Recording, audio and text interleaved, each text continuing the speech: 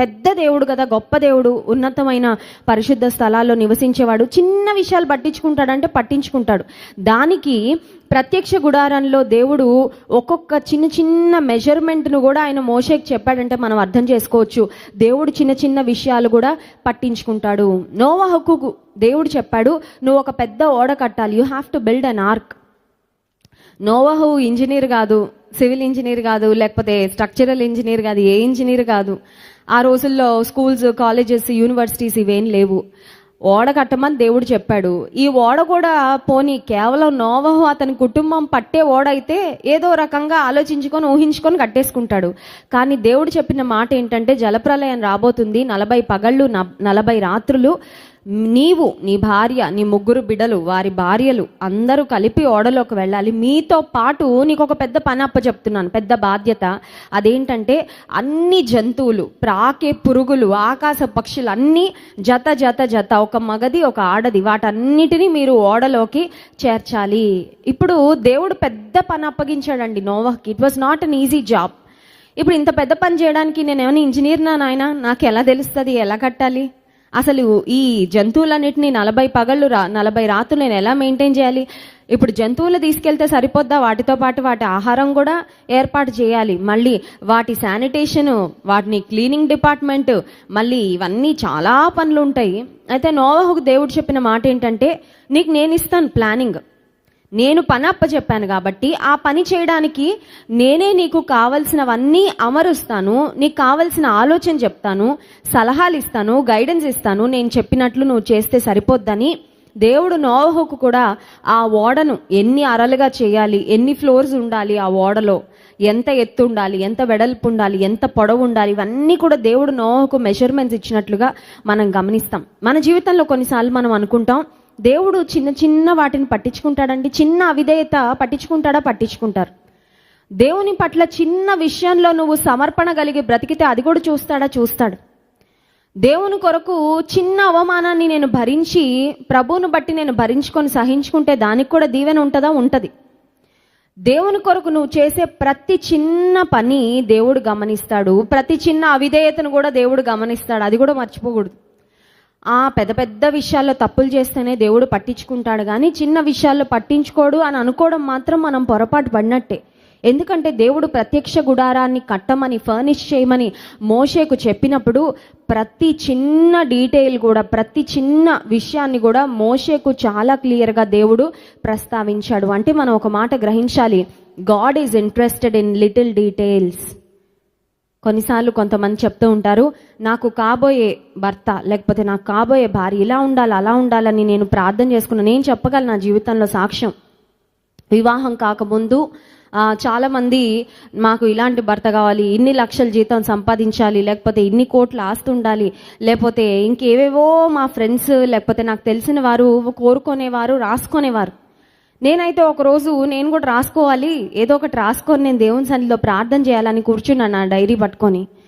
నాకు లోక సంబంధంగా ఏ ఆశ కూడా రాలేదండి. వాళ్ళకి ఇల్లు ఉండాలి, పొలాలు ఉండాలి, స్థలాలు ఉండాలి, ఆస్తిపాస్తులు ఉండాలి, ఇంత పెద్ద ఉద్యోగం ఉండాలి, లేకపోతే ఇంత ఎత్తు ఉండాలి, లేకపోతే ఇలాంటి రూపం ఉండాలి, ఏమి ఈ లోక సంబంధమైంది ఏది రాసుకోలేదు. నేను ఆ రోజు రాసుకున్నది ఏంటంటే, నీ యందు భయభక్తులు కలిగి ఉండాలి, నీ సేవ చేయాలి, నిన్ను ప్రేమించాలి, అన్నిటికంటే ఎక్కువగా ఆత్మఫలం ఫలించాలి, సహనాన్ని కలిగి ఉండాలి, ఇలా చాలా స్పిరిచువల్ క్వాలిటీస్ అన్నీ నేను రాసుకున్నానండి.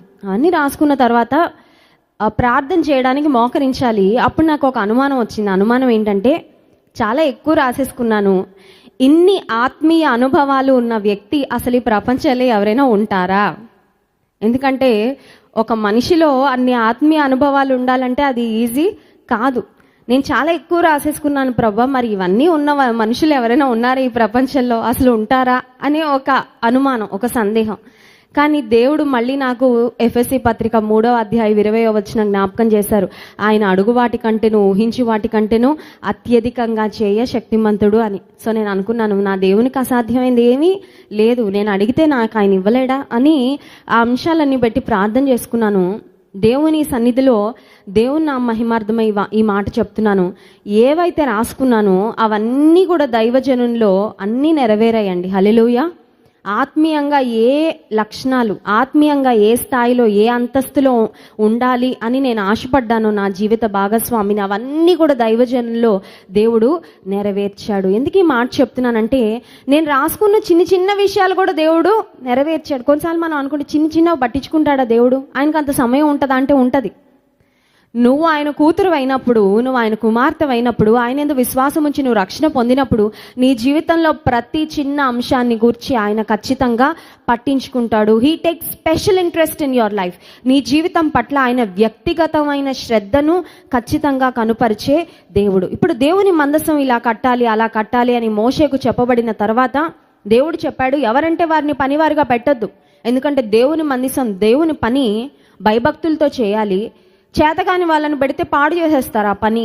సామర్థ్యం కలిగిన వాళ్ళని పెట్టాలి పని కొరకని బెసలేలు, ఒహోలియాబు అనే 2 వ్యక్తులను దేవుడు ఏర్పాటు చేసుకొని వాళ్ళకి కూడా ఆ పని చేయడానికి దేవుడే నైపుణ్యతనిచ్చాడంట. ఆయన పని చేయాలంటే ఆయన సహాయం లేకపోతే మనం చేయలేం. ఈ లోకంలో ఏదైనా ఒక స్థాయిలో, ఒక స్థానంలో ఉండి ఒక ఉద్యోగం చేయాలన్నా, ఒక బాధ్యతను నమ్మకంగా సమర్థవంతంగా నిర్వర్తించాలన్నా దేవుని కృప లేకపోతే మనము చేయలేం. సో 2 వ్యక్తులను దేవుడు మోషేకు ప్రస్తావిస్తారు. ఆ 2 వ్యక్తులకి ఇంకొంతమంది అసిస్టెంట్స్ ఉంటారు అఫ్ కోర్స్ ఆ పనంతా చేయడానికి.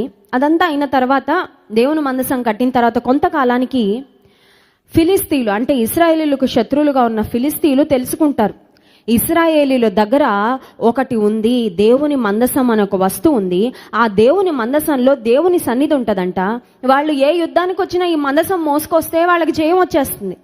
కాబట్టి వాళ్ళ దగ్గర ఉన్న సూపర్ పవర్ ఏంటంటే మందసం. ఈ మందసాన్ని మనం దొంగిలించుకుంటే వాళ్ళకి జయం రావడానికి బదులు మనకి జయం వస్తుందని శత్రువులు తలంచి ఫిలిస్తీయులు ఒకసారి ఇశ్రాయేలీల మీదకి యుద్ధానికి వచ్చినప్పుడు దేవుని మందసాన్ని వాళ్ళు పట్టుకొని వెళ్ళిపోతారండి. It was a very horrible situation. దేవుని మందసము, దేవుని సన్నిధి ఉన్న స్థలము, దేవుని ప్రజలతో అది ఉండాలి. కానీ అది శత్రువులు మోసుకొని వెళ్ళిపోయారు. శత్రువులు మోసుకొని వెళ్ళిన తర్వాత వాళ్ళకి ఆశీర్వాదం రాలేదు, కానీ వాళ్ళకి కష్టాలు ప్రారంభమయ్యాయి. ఎందుకంటే వాళ్ళు దేవుని మీద గౌరవంతో తీసుకెళ్ళలేదు, కానీ విజయం కావాలని, జయం కావాలని మోసుకెళ్లారు.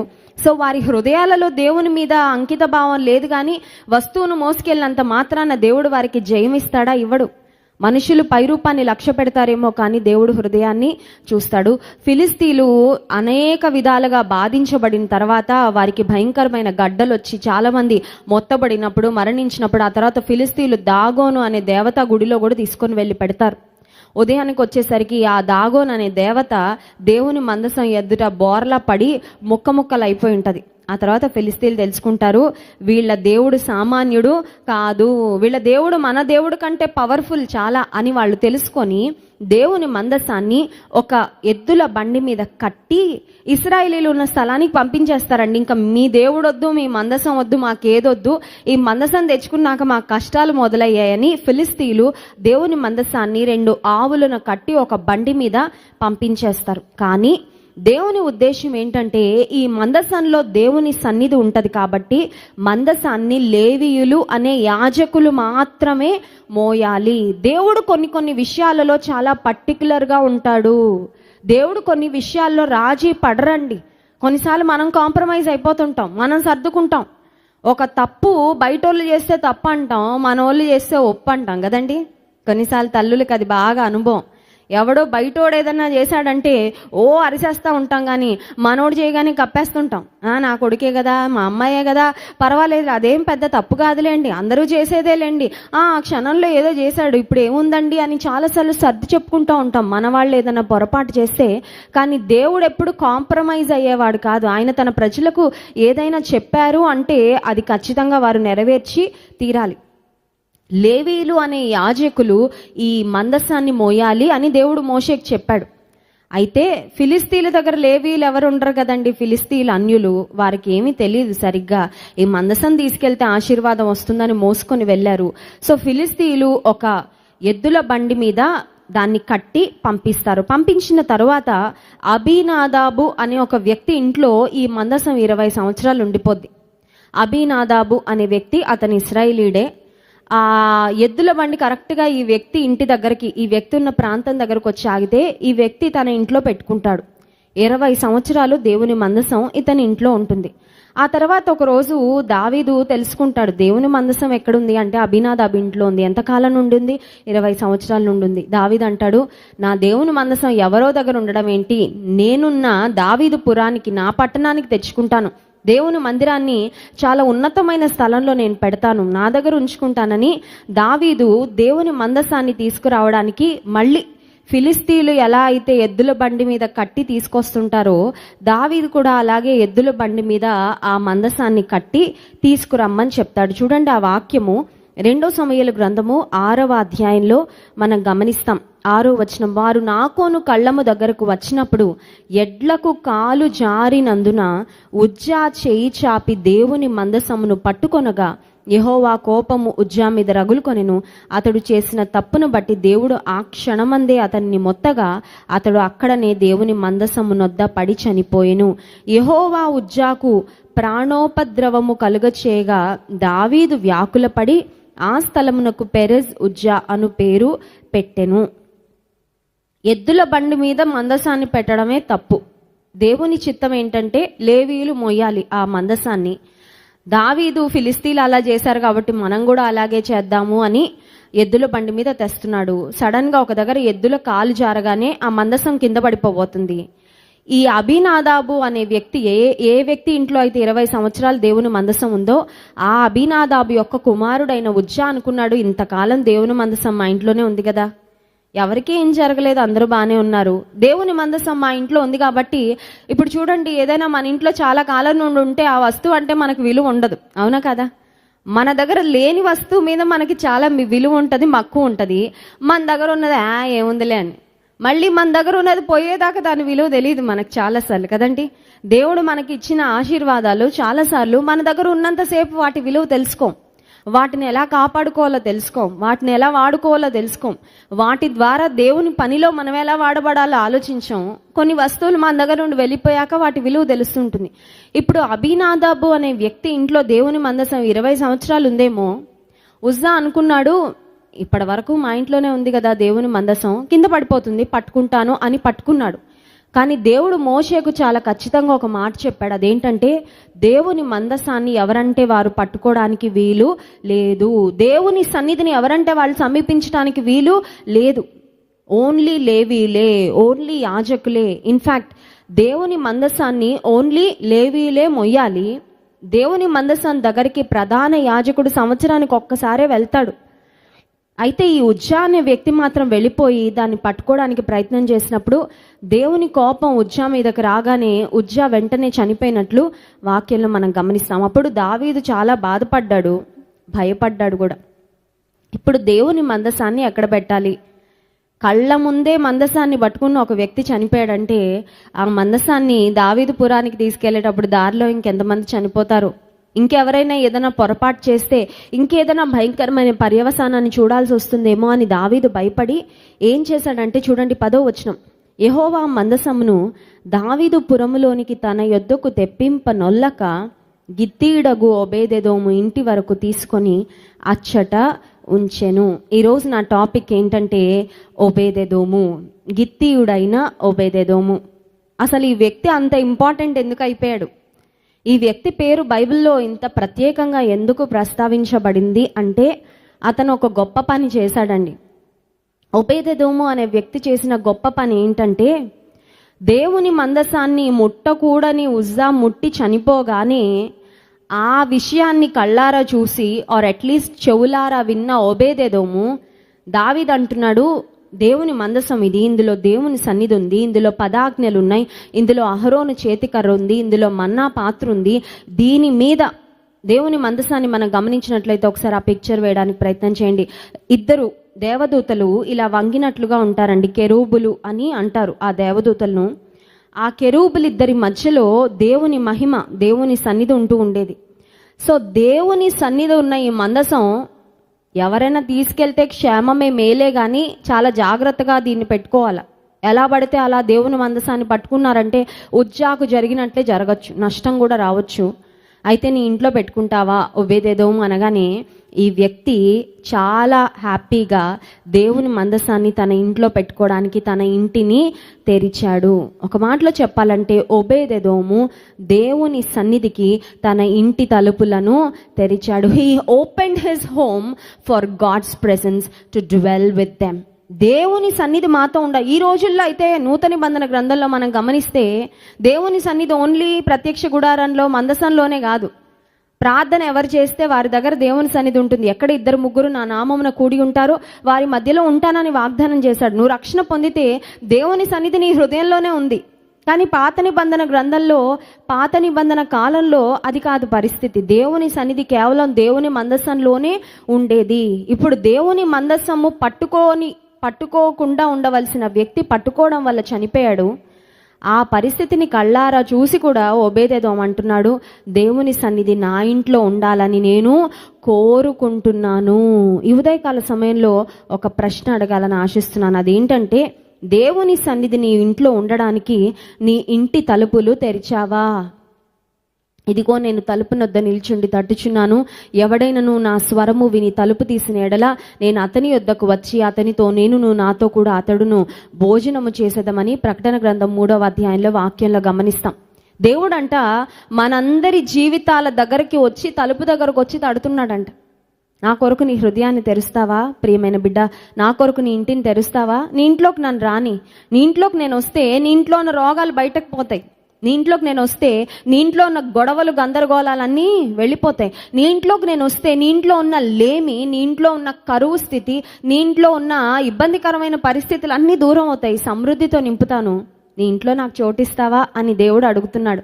ఈ ఓబేదెదోం అన్నాడు, lord my home is an open home. నా ఇంటిని తెరవబడిన ఇంటిగా నీ కోసం ఉంచాలని ఆశపడుతున్నాను. కొంతమంది ఇంటిని అన్నిటికీ తెరుస్తారు కానీ దేవుని పనుల కొరకు మాత్రం తెరవరండి.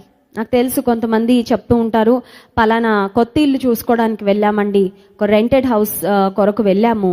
వాళ్ళు చెప్పారు, ఇంట్లోకి మీరు వస్తే ప్రార్థన చేయడానికి వీల్లేదు, ఇంట్లో నుండి పాటలు వినబడడానికి వీల్లేదు, ఇంట్లో నుండి ప్రార్థనలు వినబడడానికి వీల్లేదు. కొంతమంది ఉంటారండి, ఆ ఇంట్లో తాగుబోతుల కేకలు వినబడచ్చు, సినిమా పాటలు వినబడచ్చు, గొడవలు వినబడచ్చు, వేరే ఏమైనా వినబడచ్చు, కానీ ప్రార్థనలు మాత్రం వినబడకూడదు అంటారు కొంతమంది లోకస్తులు. ఎందుకంటే వాళ్ళకి ప్రార్థన యొక్క విలువ, ప్రార్థన యొక్క ఆవశ్యకత, ప్రార్థన వల్ల వచ్చే ఆశీర్వాదం తెలియదు కాబట్టి. నాకు కొంతమంది చెప్తూ ఉంటారు, అలాంటి ఇంట్లోనికి వెళ్ళడం కంటే వెళ్ళకపోవడమే మంచిదని వేరే ఇల్లు వెతుక్కుంటున్నామమ్మా. ఒక మంచి ఇల్లు ప్రార్థన చేసుకోవడానికి, ఒకవేళ ఇంట్లో అవసరమైతే ఒక ప్రార్థనా కూటం పెట్టుకోవడానికి ఇబ్బంది లేని ఇల్లు దొరకాలని ప్రార్థన చేయండి అని కొంతమంది సిస్టర్స్ వచ్చి చెప్తూ ఉంటారు. ఆశ నీకుందా? నీ ఇంటిలో దేవుని సన్నిధి నిలబడాలని, నీ ఇంట్లో దేవుని సన్నిధి సమృద్ధిగా ఉండాలి అనే ఆసక్తి ఉందా? ఓబేదెదోము తన ఇంటిని దేవుని కొరకు తెరిచాడు. ఇంకొక ప్రాముఖ్యమైన విషయం, ఇప్పుడు దేవుని మందసాన్ని ఇంట్లో పెట్టాలంటే ఇంట్లో వాళ్ళ అభిప్రాయం కూడా ఉంటుందా ఉండదా? ఇప్పుడు మన ఇంట్లోకి ఒక వస్తువు రావాలనుకోండి, ఇంట్లో భర్త గారు వస్తువు తెస్తున్నాడు, ఇప్పుడు భార్య అభిప్రాయం ఎంతో కొంత ఉంటుందా ఉండదా? ఉంటుంది. ఇప్పుడు భార్య చాలా ఆలోచించవచ్చు. ఏమనంటే, ఉజ్జా ఆ మందసాన్ని పట్టుకొని చనిపోయాడు, పొరపాటున మీరు పట్టుకొని మీరు చనిపోతే నా పరిస్థితి ఏంటి? పొరపాటున మన పిల్లలు ఆడుకుంటూ వెళ్ళి అదేదో మామూలు వస్తువు అని పట్టుకుంటే వాళ్ళు చనిపోతే, మన ఇంట్లోకి మరణం వస్తే వాట్ ఇఫ్? చాలా ప్రశ్నలు, చాలా ఆలోచించుకొని దేవుని మందసం మా ఇంట్లో వద్దులే అని కూడా చెప్పచ్చు కావాలంటే. కానీ ఓబేదెదోము తీర్మానం చేసుకున్నాడు, దేవుని మందసం నా ఇంట్లోకి వస్తే అది నాకు క్షేమమే కానీ దాని వలన నాకు ఏ నష్టము రాదు. వాళ్ళకి నష్టం ఎందుకు వచ్చిందంటే వాళ్ళు క్రమాన్ని తప్పారు కాబట్టి నష్టం వచ్చింది. చూడండి, కొన్నిసార్లు కొన్ని సందర్భాల్లో కొన్ని కుటుంబాల్లో దేవుని బిడ్డలని పేరు పెట్టుకొని దేవునికి ఇష్టం లేని పనులు చేసి దేవుని కోపాన్ని కొని తెచ్చుకొని వాళ్ళు ఇతరులకు ఒక అడ్డుబండలుగా మారిపోతూ ఉంటారు. అవునా కాదా? కొంతమంది పాస్టర్లు కూడా అండి, సేవ చేస్తున్నామని చెప్పుకొని దేవునికి అయిష్టమైన పనులు, అక్రమమైన జీవితాలు జీవించి అన్యులందరూ అనుకుంటారు, ఓహో వీళ్లలో కూడా ఇలాగే ఉంటారనమాట, క్రీస్తును నమ్ముకున్న వాళ్ళు ఇలాగే ఉంటారనమాట అని దేవుని నామానికి అవమానం తెచ్చేవారు లేరంటారా?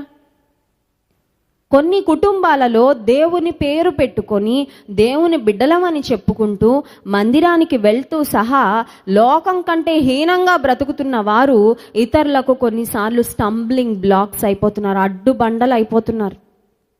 కొంతమంది నాకు తెలుసు, మందిరానికి అంతకుముందు వెళ్ళేవారమండి, పలానా ఊర్లో ఉంటాము, పలానా మందిరానికి వెళ్తాము, కానీ ఆ మందిరంలో మా పక్కన ఒక ఆవిడ వచ్చి కూర్చుంటుందండి, ఆవిడ మంచిది కాదండి, అందుకని మందిరానికి వెళ్ళడం మానేసాం.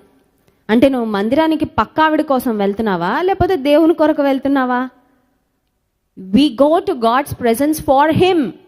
వెళ్తున్న ఉద్దేశం దేవుని కొరకు. ఎందుకు పాటలు పాడుతున్నావు? గొంతు చూపించుకోవడానికా, టాలెంట్ చూపించుకోవడానికా, లేకపోతే షో ఆఫ్ చేసుకోవడానికా, లేకపోతే ఇంకొకళ్ళు ఎవరో పక్కన అబ్బో ఈవిడ ఎంత ఆత్మీయురాలా అని చూపించుకోవడానికా? కాదే, దేవుని హృదయపూర్వకంగా ఆరాధించడానికి వస్తున్నాం, దేవుని వాక్యం వినడానికి వస్తున్నాం, మన జీవితాలు కట్టుకోవడానికి వస్తున్నాం. వాళ్ళ కోసం వీళ్ళ కోసం రావట్లేదు మందిరానికి. ఎప్పుడైతే ఆ ఉద్దేశం మనం కలిగి ఉంటామో, దేవుని మీద మనసు కేంద్రీకరిస్తామో, డిస్ట్రాక్షన్స్ అంటే నిన్ను తప్పుదోవ పట్టించే వాటన్నిటిని అధిగమించడం చాలా సులువైపోద్ది. చాలాసార్లు మనతో ఉన్న సమస్య ఏంటంటే, దేవుని చూడాల్సిన దానికంటే ఎక్కువగా మనుషుల్ని చూస్తా కూర్చొని పడిపోతూ ఉంటాం. పేతురు కూడా గాలిని, తుఫానును, దాని సముద్ర పరిస్థితులన్నింటినీ చూడడం మొదలుపెట్టాడంట. నీటిలోకి పాపం దిగాడు, నడుద్దామని, నీటి మీద నడుద్దామని దిగాడు. యేసయ్యని చూసినంతసేపు నీటి మీద అడుగులు వేశాడు, ఒకసారి అటు ఒకసారి ఇటు చూడగానే మునిగిపోసాగాడు. ఇక్కడ ఒబేదెదోము అనే వ్యక్తి చనిపోయిన ఉజ్జాను చూడలేదు. లేకపోతే ఫిలిస్తీన్లు వాళ్ళ దగ్గరికి తీసుకొని వెళ్తే, ఫిలిస్తీన్లు దాగోను గుడిలో పెడితే వాళ్ళకేం జరిగింది, వాళ్ళకి ఎలా గడ్డలు వచ్చాయి, వాళ్ళకి ఎలా రోగం వచ్చింది, వాళ్ళు ఎలా సఫర్ అయ్యారు, అవన్నీ చూడలేదు. ఎందుకంటే వాళ్ళు దేవుని మందసాన్ని తీసుకెళ్లారు, కానీ దేవుని పద్ధతి ప్రకారం వాళ్ళు చేయలేదు. కాబట్టి నాకు దాంతో పని లేదు. నేను దేవుణ్ణి నా ఇంట్లోకి చాలా గౌరవపూర్వకంగా నేను ఆహ్వానిస్తున్నాను. దేవుని సన్నిధి నా ఇంట్లోకి రావడం గొప్ప భాగ్యంగా నేను ఎంచుతున్నాను. ఆ దేవుని సన్నిధి నా ఇంట్లోకి రావడానికి నేను మాత్రం అడ్డు చెప్పను. భార్య ఒకవేళ వచ్చి ఆయన చెప్పడానికి ప్రయత్నం చేసిందేమో, ఒబేదెదోము అన్నాడు, దేవుని మందసం మన ఇంట్లో ఉంటుంది, అంతే. దేవుని మందసాన్ని మన ఇంట్లో పెట్టుకుందాం. దేవుడు ఒబేదెదోముకు ఒక గాడ్లీ ఆపర్చునిటీ ఇచ్చాడండి. అవకాశాలు అన్నిసార్లు వస్తాయండి. అవకాశాలు అన్నిసార్లు తలుపు తడతాయా? అన్నిసార్లు అవకాశాలు తలుపు తట్టవు. కొన్నిసార్లు దేవుడు నీ ఆశీర్వాదం కొరకు మేబీ జస్ట్ ఒక్క ఆపర్చునిటీ ఇస్తారేమో, అది నువ్వు వాడుకుంటే ధన్యురాలివి, నువ్వు దాన్ని చేజార్చుకుంటే, పోగొట్టుకుంటే మళ్ళీ రాకపోవచ్చు. నాకు తెలుసు, కొంతమంది స్త్రీలు వివాహం అవ్వగానే దేవుడు వాళ్ళని జ్ఞాపకం చేసుకొని చక్కని బిడ్డని ఇవ్వగానే కొంతమంది భర్తలు అంటారు, నాకే జీతం లేదే సరిగ్గా, మన ఇద్దరికే తినడానికి సరిపోవట్లేదు, మనకి మరి బాగా లగ్జరీగా బ్రతకాలని ఇష్టం కదా, మరి ఇప్పుడు ఇంకో బిడ్డ వస్తే ఆ బిడ్డను ఎలా పోషించుకుంటాం, నాకు ఒక మంచి జీతం వచ్చే ఉద్యోగం వచ్చాక అప్పుడు చూసుకుందాంలే పిల్లల్ని, వెళ్ళి అబార్షన్ చేయించుకో అని బలవంతం చేసే భర్తలు ఉన్నారు కొంతమంది. భార్యలు కూడా అంతే, అమ్మో ఇప్పుడే పిల్లలు వచ్చి నా మీద పడ్డారంటే వాళ్ళని చూసుకుంటూ ఇంకా నేను నా జీవితాన్ని ఎంజాయ్ చేయడానికి ఉండదు అని కొన్నిసార్లు కొంతమంది పురుషులు, స్త్రీలు తమ కుటుంబాల్లో దేవుడిచ్చిన బిడ్డను, దేవుడిచ్చిన ప్రాణాన్ని గర్భంలో చంపేసుకొని ఆ తర్వాత ఇప్పుడు పెళ్ళై 10 సంవత్సరాలు, పెళ్ళై 15 సంవత్సరాలు అయిపోతుంది, వీళ్ళేమో సంతాన సాఫల్య కేంద్రాల చుట్టూ తిరుగుతుంటారు. దేవుడు ఇచ్చినప్పుడేమో వద్దనుకొని చంపేసుకుంటారు బిడ్డని. ఆ తర్వాత ఏమో బిడ్డలు కలగాలంటే కలగరు. ఇప్పుడు ఈయనకు ₹1,00,000 జీతం ఉంటుంది, కానీ ఇంట్లో మాత్రం ఒక కొరత.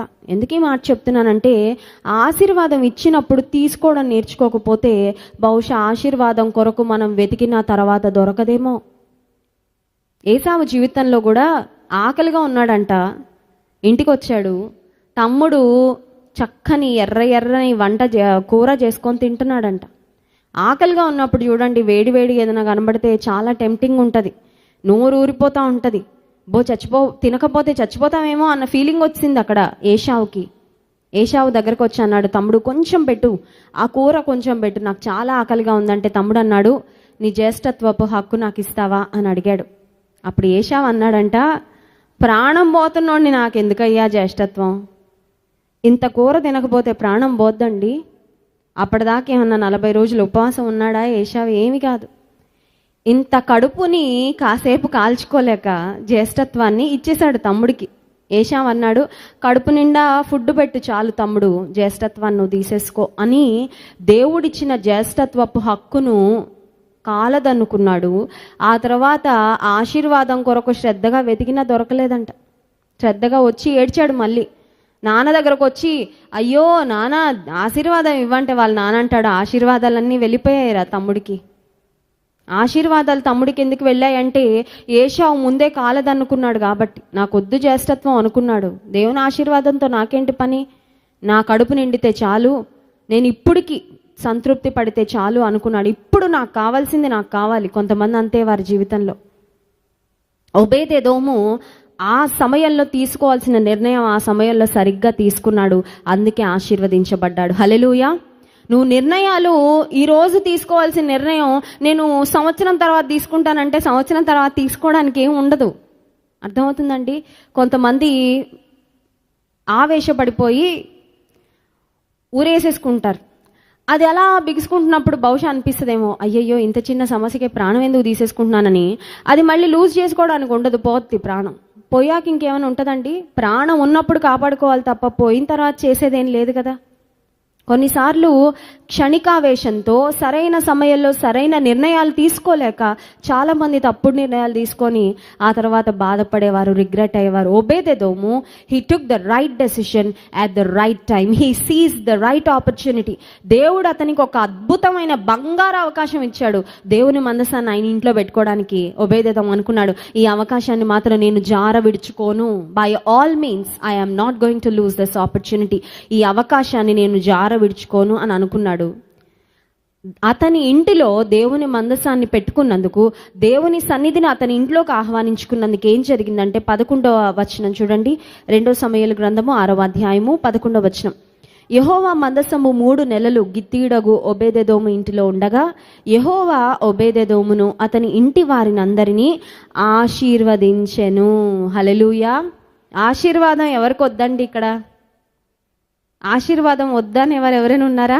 అందరికీ కావాలి, అందరికీ కావాలి ఆశీర్వాదం. ఓబేదెదోముకి ఆశీర్వాదం వచ్చింది. ఎప్పుడు వచ్చిందంటే దేవుని మందసం అతని ఇంట్లో 3 నెలలే పెట్టుకున్నాడంట. Just for 3 months. 3 నెలలు దేవుని మందసాన్ని అతని ఇంట్లో పెట్టుకున్నప్పుడు అతన్నే కాదు అతని ఇంటి వారందరినీ దేవుడు ఆశీర్వదించాడు. హల్లెలూయా. నువ్వు ఒక్కదానివే దేవుని మందసాన్ని నీ హృదయంలో క్యారీ చేయి. అనుకోవచ్చు, బహుశా మా ఇంట్లో అందరూ సహకరించరండి, మా ఇంట్లో మందిరానికి వెళ్తారు కానీ అంత భక్తి ఉండదండి, నామకార్థం అంతా. భక్తిని కేవలం ఆదివారానికే పరిమితం చేసేస్తారండి. సోమవారం నుండి శనివారం వరకు భక్తి ఛాయలు కూడా ఏమీ కనబడవు. వాళ్ళ మాట్లాడే విధానాల్లో, ఆలోచించే విధానాల్లో, చేసే పనుల్లో భక్తి ఎక్కడా కనబడదండి. దేవుని గురించిన ఆలోచనే ఊసే ఉండదండి ఇంట్లో. మేబీ ఓబేదెదోములాగా నువ్వు ఒక్కడవే దేవుని మందసాన్ని, దేవుని సన్నిధిని నీ హృదయంలో నువ్వు మోసుకోగలిగితే నిన్ను బట్టి నీ కుటుంబం అంతటికి ఆశీర్వాదం వస్తుంది. హల్లెలూయా. యోసేపు ఒక్కడే దేవుని కొరకు నిలబడ్డాడు. యోసేపు కుటుంబం అంతటికి దీవెనకరంగా మారాడు. హల్లెలూయా. కానీ కుటుంబం అంతటికి దీవెనకరంగా మారడానికి యోసేపు వెళ్ళిన శ్రమల మార్గం మాత్రం సామాన్యంగా లేదు. సినిమా తీయచ్చు యోసేపు జీవితంలో పడ్డ శ్రమలు, చెప్పుకోలేని శ్రమలు సంవత్సరాల తరబడి భరించాడు. కానీ కుటుంబం అంతటి, హోల్ ఫ్యామిలీ యోసేపు మీద ఆధారపడే అంతగా, యోసేపు కుటుంబం అంతటిని చూసుకొని అంత స్థాయిలో దేవుడు యోసేపును నిలవబెట్టాడు. ఓబేదెదోము దేవుని మందసాన్ని తన ఇంట్లో చేర్చుకోవడం ద్వారా ఓబేదెదోము యొక్క కుటుంబం అంతటిని దేవుడు ఆశీర్వదించాడు. Please know that Christianity is not just a public display. క్రైస్తవ్యం, నీలో ఉన్న విశ్వాసం, నీలో ఉన్న భక్తి ఏదో ఆదివారం దేవుని మందిరానికి వెళ్ళొచ్చాక నేను భక్తిగా ఉన్నాను, నా భక్తిని కొంచెం కనపరిచానులే అని సంతృప్తి పడ్డం కాదు. తలుపులు వేసినప్పుడు కూడా నీ ఇంట్లో కూడా అదే భక్తిని నీవు కాపాడుకోవాలి. హల్లెలూయా. ఎందుకంటే మందిరంలో గడిపే చాలా తక్కువ టైం అండి కదండి. నిజ జీవితంలో ప్రతిరోజు భక్తిగా బ్రతకడం చాలా ముఖ్యం. ఎందుకంటే ఎక్కువ గంటల సేపు మనం ఉండేది ఇంట్లోనే, మందిరంలో ఉండేది కాసేపే. మందిరంలో పరిశుద్ధంగా బ్రతకడం చాలా ఈజీ. మందిరంలో దేవుని మీద మనసు ఉంచడం చాలా ఈజీ. మందిరంలో ఉన్నప్పుడు శుద్ధమైన పరిశుద్ధమైన తలంపులతో ఉండడం చాలా ఈజీ. మందిరంలో ఉన్నప్పుడు దేవునికి అంగీకార యోగ్యంగా బ్రతకడం ఈజీ. ఎందుకంటే మిగతా వాళ్ళందరూ చూసి ఇన్స్పైర్ అయిపోతూ ఉంటాను. నేను ఒక్కదాన్నే కాదు, ఇంతమంది ఉన్నారు దేవుని ఆరాధించేవారు, నేను ఒక్కదాన్నే కాదు దేవుని కొరకు నిలబడుతుంది ఇంతమంది ఉన్నారని. కానీ ఇంటికి వెళ్ళిపోగానే తలుపులు వేసుకోగానే, కరోనాని మరి తలుపులు వేసేసుకుంటున్నాం కదా, తలుపులు కిటికీలు వేసేసుకుంటున్నాం, ఇంకెవరితో ప్రపంచంతో పెద్దగా సంబంధాలు లేకుండా ఎవరి జాగ్రత్తల్లో వాళ్ళు ఉంటున్నాం. బట్ బిహైండ్ క్లోజ్ డోర్స్, తలుపులు వేయబడిన తరువాత నీ భక్తిని నువ్వు కాపాడుకుంటున్నావా? ఒబేదెదోము ఏదో మందసం ముందుకెళ్ళినప్పుడు కొంచెం భక్తి చేయడం కాదు, కానీ మందసాన్ని తన ఇంట్లో పెట్టుకోవడానికి ఇష్టపడ్డాడు. దేవునిని తన ఇంటిలో ఘనపరచాలని కోరుకున్నాడు. నీ జీవితంలో కూడా నా ఇంట్లో దేవుడు ఘనపరచబడి, నా ఇంట్లో దేవునికి ఇష్టం లేని ఏ పని జరగకూడదు, నా ఇంట్లో దేవునికి ఇష్టం లేని ఏ మాట వినపడకూడదు, నా ఇంట్లో దేవునికి ఇష్టం లేని ఏ తలంపు కూడా తలంచబడకూడదు అన్న తీర్మానం తీసుకోగలిగితే ఒబేదెదోమును దేవుడు ఆశీర్వదించినట్లు నిన్ను కూడా ఆశీర్వదిస్తాడు. ఆ తర్వాత చూడండి, ఒక్క మాట చదువుకొని మనం ముగిద్దాం. మొదటి దినవృత్తాంతముల గ్రంథం 16వ అధ్యాయము 37వ వచనం.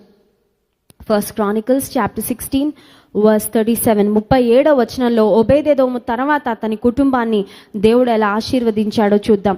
అప్పుడు మందసము ముందర నిత్యమును కావలసిన అనుదిన సేవ జరుపుటకై దావీదు అచ్చట యెహోవా నిబంధన మందసము మీద ఆసాపును అతని కుమారులను నియమించెను.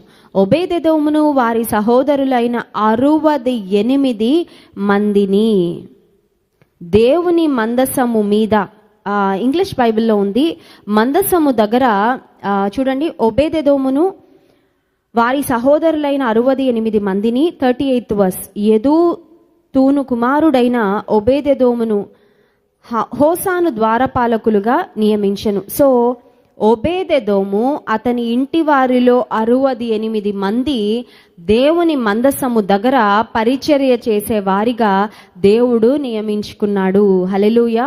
ఈ లోకంలో దేవుని పని చేయడం కంటే గొప్ప ఆశీర్వాదం ఇంకొకటి లేదు. ఒబేదెదోము దేవుని మందసాన్ని తన ఇంట్లో ఉంచుకోవడం ద్వారా 3 నెలలు ఒబేదెదోము అతని ఇంటి వారు ఆశీర్వదించబడ్డారు. దేవుని పనిలో నిత్యము కొనసాగే భాగ్యాన్ని దేవుడు ఒబేదెదోముకు అతని ఇంటి వారందరికీ అనుగ్రహించాడు. ఈ మధ్యాహ్న కాల సమయంలో దేవుని సన్నిధిలో ఉన్న మనము ఒబేదెదోము వలె మన ఇంటిని దేవుని కొరకు తెరవగలమా?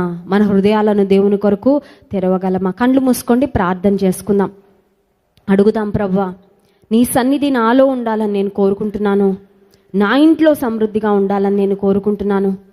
ఒబేదెదోము తన ఇంటిలోనికి నీ మందసాన్ని చేర్చుకున్నాడు.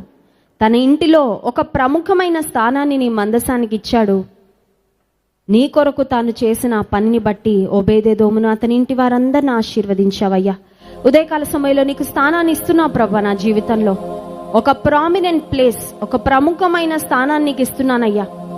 నీ స్థానాన్ని ఈ లోకంలో ఇంకెవరు తీసుకోలేరు ప్రభా. నా జీవితంలో, నా జీవితానికి కేంద్ర బిందువు నీవే. నా జీవితంలో కేంద్ర స్థానం, ప్రముఖమైన స్థానం నీకే ఇస్తున్నాను. నా ఇంటిలో నీకు చోటిస్తున్నాను యేసయ్యా. నా ఇంటిలో మీ సన్నిధి ఉంచయ్యా. నా ఇంట్లో నీకు ఇష్టం లేని పనులేమీ జరగకూడదు ప్రభా. నేనును నా ఇంటి వారును యెహోవాను సేవించదమని యెహోషువ చెప్పినట్లుగా అట్టి అనుభవంలో నన్ను, నా కుటుంబాన్ని నడిపించని దేవుని అడుగుదాం. పరిశుద్ధ ప్రేమ కలిగిన తండ్రి, నీకు స్తోత్రాలు. ఉదయకాల సమయంలో ఒబేదెదోము జీవితం నుండి అనేకమైన అంశాలు మీరు మా జ్ఞాపకం చేసినందుకు స్తోత్రాలు. నీకు స్థానాన్ని, నీకు ఒక ప్రముఖమైన స్థానాన్ని ఇచ్చిన విధానాన్ని బట్టి ఒబేదెదోమును అతని కుటుంబాన్ని నీవు ఆశీర్వదించావు ప్రభా. ఉదయకాల సమయంలో నిన్ను మా గృహాల్లోనికి, మా హృదయాల్లోనికి మేము ఆహ్వానిస్తున్నాం. మా ఇండ్లు, నీవు మాకిచ్చిన గృహాలు, మా గదులు నీవు నివసించటానికి నాయనా నీ సన్నిధి సమృద్ధిగా ఉండాలని మేము కోరుకుంటున్నాం ప్రభా. నీకు ఇష్టమైనది ఏది మా గృహాల్లో, మా హృదయాల్లో, మా జీవితాల్లో ఉండకుండును గాక. నీ సన్నిధి మాతో ఉంటే మేము దీవించబడతామయ్యా. నీ సన్నిధి మాతో ఉంటే మా క్షేమము మేలు కలుగుతుంది కనుక నీ సన్నిధితో, నీ సమృద్ధితో మమ్మల్ని, మా కుటుంబాలు, మా జీవితాలను నింపండి. విన్న వాక్యం మా హృదయాల్లో ఫలింపచేయండి. యేసు నామమున ప్రార్థిస్తున్నాం తండ్రి, ఆమేన్.